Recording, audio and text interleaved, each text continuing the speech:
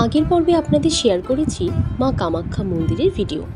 কামাখ্যায় এসে কোথায় থাকবেন এবং আমরাই বা কোন হোটেলে ছিলাম এবং হোটেলটি বা কেমন, আজ তারই একটি ছোট্ট ভিডিও নিয়ে চলে এসেছি।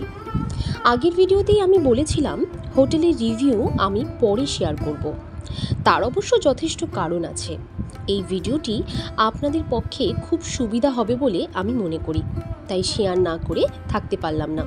চলুন তাহলে শুরু করা যাক। হ্যালো বন্ধুরা, ওয়েলকাম টু বৃদ্ধা ফ্ল্যাটের চিত্রাস ইউটিউব চ্যানেল। আশা করি তোমরা সবাই ভালো আছো।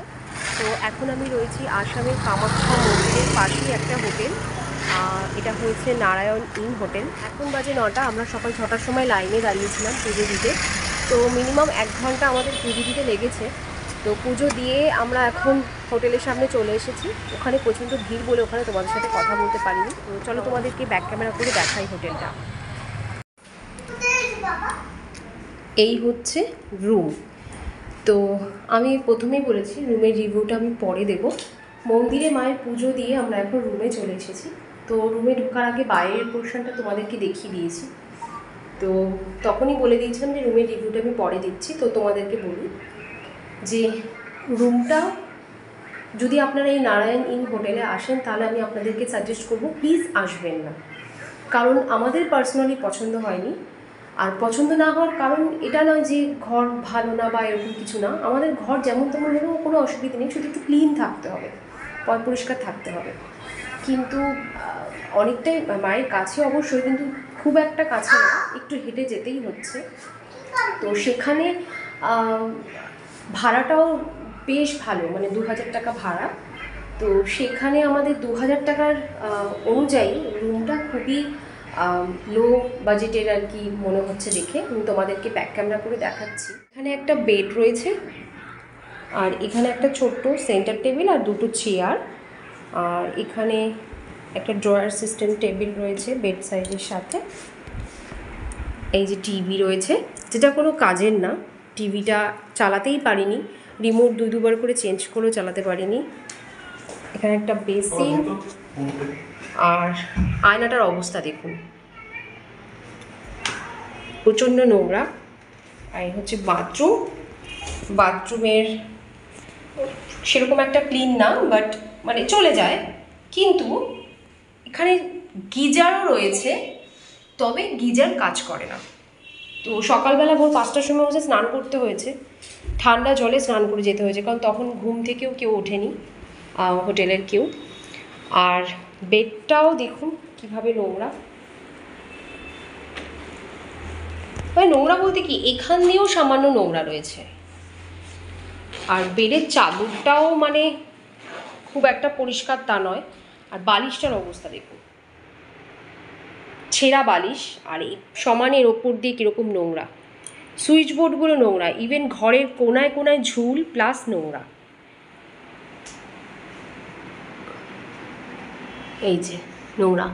আমি রাতের বেলা তো ফ্যানটা চালাতেই ভয় পাচ্ছিলাম, কারণ ফ্যানে প্রচণ্ড নোংরা। আমি ফ্যানটা অফ করে দেখাচ্ছি।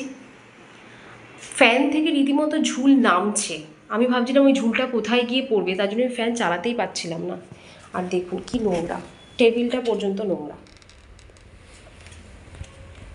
এই দেখুন ফ্যানে কিভাবে নোংরা রয়েছে, ঝুলটা যে রয়েছে ঝুলটাও উঠছে ফ্যানের সাথে।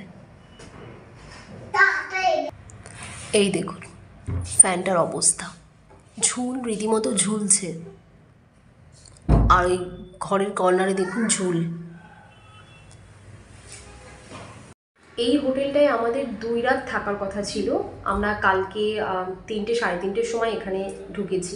ঢুকেই পছন্দ ছিল না, ঢুকেই আমার হাজব্যান্ড বলছিল বেরিয়ে যাই। বাট যেহেতু মন্দির কাছে, তার জন্য ভাবলাম যে একটা রাত কষ্ট করে থাকি, তারপর অন্য কোথাও যাওয়া যাবে।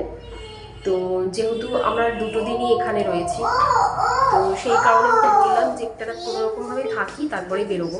যার জন্য আমরা এখানে থেকে গেলাম একটা রাত নম করে। আর আমাদের বেডিংপত্র এখন রেডি। আমরা এখন এই হোটেলটাকে ছাড়বো, কারণ বাচ্চা নিয়ে এখানে থাকা একদমই যায় না। বড়রাই এখানে থাকতে পারছি না, বড়দেরই আমাদের গা গিনগিন করছে আর কি, যেটাকে বলে। ভালো লাগছে না, ক্লিন না হলে ভালো লাগে না।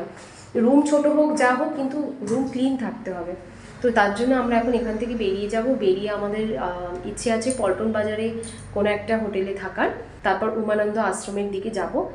তো ঠিক আছে, তাহলে আমি এটাই আপনাদেরকে সাজেস্ট করব, যদি কোনো সময় নারায়ণ ইন হোটেলে আসেন তাহলে প্লিজ এখানে থাকবেন না, আপনারা অন্য কোনো হোটেল দেখে নিন। এটা একদমই ক্লিন নয়, একদমই সার্ভিস ভালো নয়। ইভেন টাওয়ালটা চেয়ে নিতে হয়েছে, টাওয়াল ছিল না, না কোনো সাবান দিয়েছিল। ইভেন আমরা বারবার করে বলে বলে টাওয়ালটা মানে নিয়ে আসলাম, বললাম যে টাওয়াল দিতে প্লিজ, একটা টাওয়াল দিন, টাওয়াল দিন। টাওয়াল সাবানটা বলে বলে নিয়ে আসতে হয়েছে। টিভি চলছে না, আর মশা প্রচণ্ড। মশার একটা মর্টিন দিতে বলেছি, মর্টিনটাও পর্যন্ত মানে আজ অব্দি দিল না। বলেই গেছি কিন্তু ওরা কোনো কেয়ার করছে না। তো বলবো একদমই এখানে আসবেন না, খুবই বাজে একটা হোটেল। হোটেল থেকে বেরিয়ে পড়লাম আসামের বিখ্যাত পল্টন বাজারের উদ্দেশ্যে। আমরা এখন রয়েছি পল্টন বাজারে, আর পল্টন বাজারে স্টেশনের ঠিক পাশেই রয়েছে জেপি ইন্টারন্যাশনাল হোটেলটা। বাবা, হোটেল জেপি ইন্টারন্যাশনাল একদম স্টেশনের কাছে।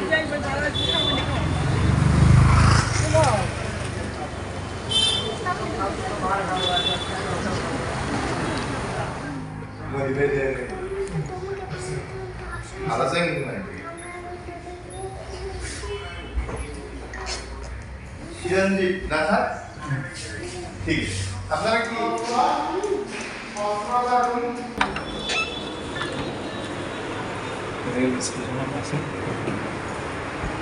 এই হচ্ছে জেপি ইন্টারন্যাশনালের রুম, আর ওই দিকেই ওই যে স্টেশন, এখান থেকেই দেখা যাচ্ছে একদম স্টেশনের কাছেই জেপি ইন্টারন্যাশনাল রুম। ওয়ার্ড্রপ আছে, একটা বেড আছে, এদিকেও একটা ওয়ার্ড্রপ আছে, আর বাথরুমটাও জাস্ট ঝকঝকে ক্লিন।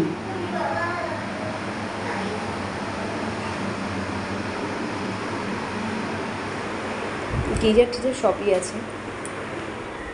আমাদের এই হোটেলটিতে ভাড়া পড়েছিল সকালের ব্রেকফাস্ট উইথ জিএসটি 2500 টাকা। এখান থেকে আপনারা অটো, গাড়ি, বাস সব কিছুই পেয়ে যাবেন মায়ের মন্দিরে যাওয়ার জন্য, এবং স্টেশনও সামনে। তাই এই হোটেলটি থাকার পক্ষে খুব ভালো এবং সুবিধাজনক। ন্যাশনাল হোটেলটা খুবই ভালো, আমরা এখানেই রয়েছি। তো এখন যাব উমানন্দ আশ্রমে। তবে উমানন্দ আশ্রম যেতে গেলে ব্রহ্মপুত্র নদীর মাঝে লঞ্চে করে যেতে হবে। আমাদের লঞ্চের এখনও টাইম হয়নি, তাই ফেরিঘাটের পাশেই রয়েছে শ্রী শ্রী জনার্দন দেবালয়। হাতে সময় থাকায় আমরা চলে গেলাম সেই মন্দিরে। চলুন তাহলে আপনাদেরও দর্শন করাই।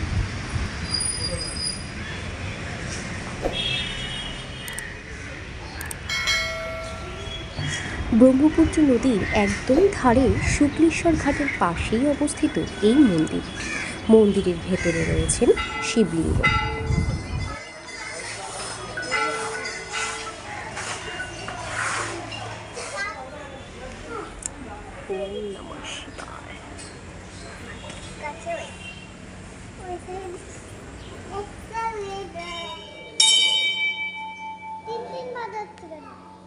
ঘন্টা বাজায় বাবা।